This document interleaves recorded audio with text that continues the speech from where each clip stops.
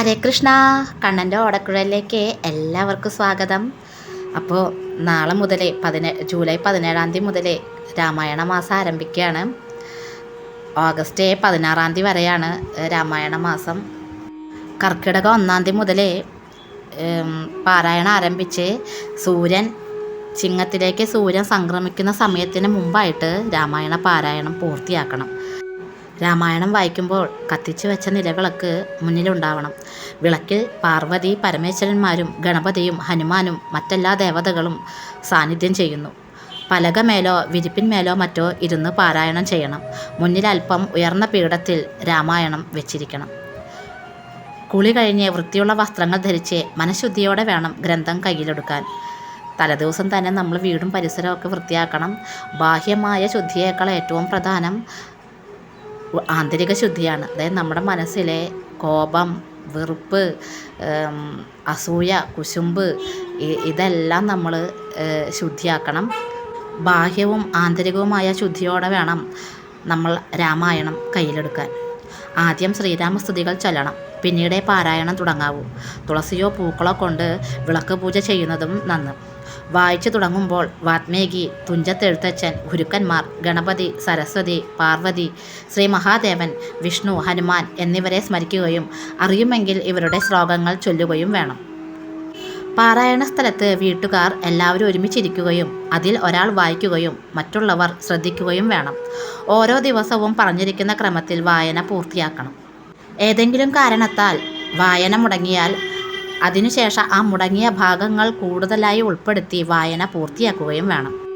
കർക്കിടക പാരായണം പൂർത്തിയായാൽ രാമായണത്തിലെ സീതാരാമാദി സകല ദേവതകളും പട്ടാഭിഷേക രൂപത്തിൽ വരുന്ന ഒരു വർഷക്കാലം മുഴുവൻ ഞങ്ങളുടെ ഉള്ളിൽ സാന്നിധ്യം ചെയ്യണേ എന്ന പ്രാർത്ഥനയോടെ ഓരോരുത്തരും രാമായണം ഇരു കൈകളുടെയും വിരൽത്തുമ്പുകളിൽ തൊട്ട് കണ്ണുകളിൽ വെച്ച് തൊഴുത് നമസ്കരിക്കണം.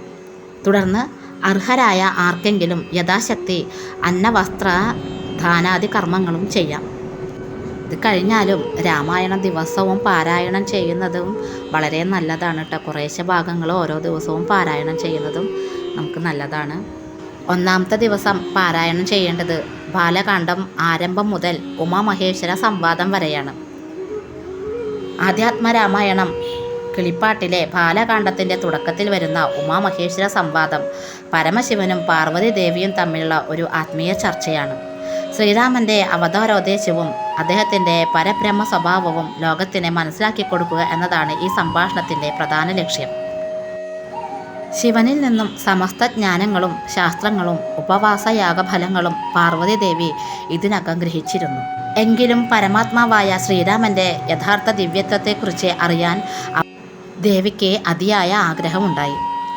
താൻ ആ അറിവ് ഉൾക്കൊള്ളാൻ പാത്രമാണോ എന്ന് സംശയിച്ചുകൊണ്ട് ഭഗവാൻ ശ്രീരാമൻ്റെ മാഹാത്മ്യം തനിക്ക് ഉപദേശിച്ചു തരണമെന്ന് പാർവതി ശിവനോട് അപേക്ഷിക്കുന്നു. പാർവതിയുടെ ഭക്തിയും ആകാംക്ഷയും കണ്ട് പരമശിവൻ അതിയായി സന്തോഷിക്കുന്നു.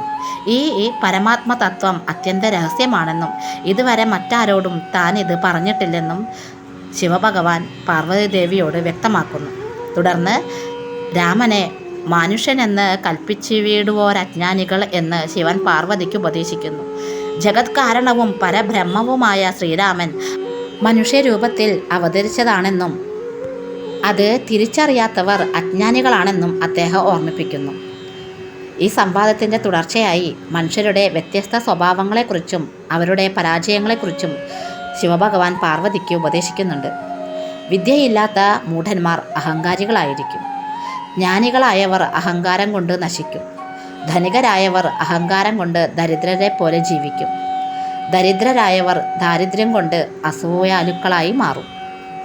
ഇതൊക്കെയാണ് ഈ ഫസ്റ്റത്തെ ദിവസം വായിക്കേണ്ട ഭാഗത്ത് ഉൾക്കൊള്ളിച്ചിരിക്കുന്നത്.